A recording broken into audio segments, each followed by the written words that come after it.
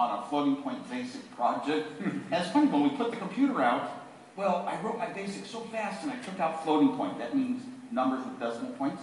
I took it out only because Bill Gates had designed the basic for the Intel microprocessors.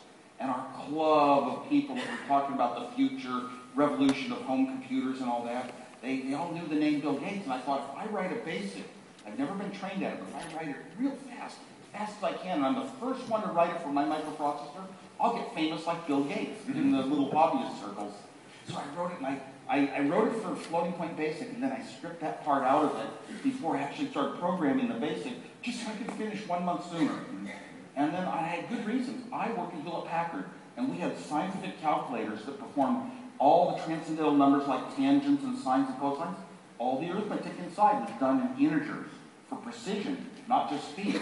And also I liked games, and that only needs integers, so I put it out with integers, and then by the time we put the Apple II out, I actually put floating point routines that I wrote myself into the ROMs. So they were in the machine, but they weren't part of the basic.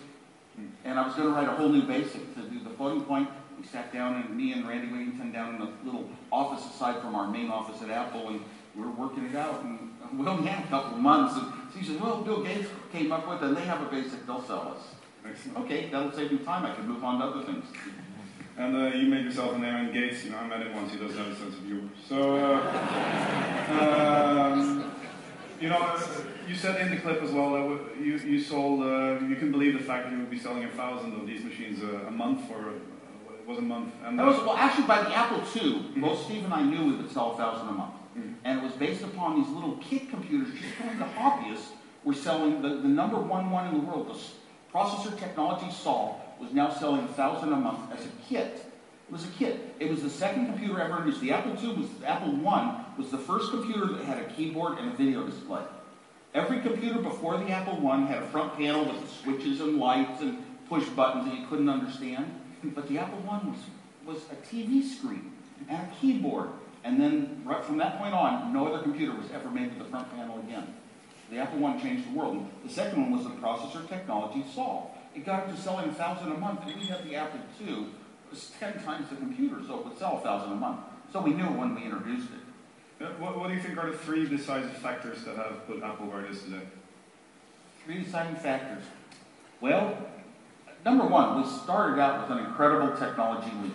And that was partly luck, or partly it was just in me, but I did all the hardware and the software and put in things that, you know, I just wanted so badly. Color. A computer ever having color, nobody would have ever imagined that a color would be affordable in a computer. Or graphics would be affordable, you know, to a human.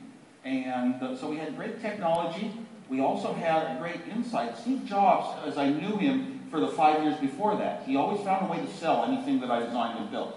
Just for myself, he'd find a way to sell it. So he had a lot of those sales talents, and he had a sniffing for what would make a company and a product. But our funder, Mike Markula, joined us as a third partner, equal. And he was our mentor. He sort of instructed and taught us. Well, he and Steve worked out very closely. Mike Markula had been an engineer that had gone into marketing. He felt marketing was the key to successful companies. And he worked in Steve trying to understand the marketing needs, the way you present products, how important it is. You know, everything you see in Apple products today really started out with Steve's education when we first started the company.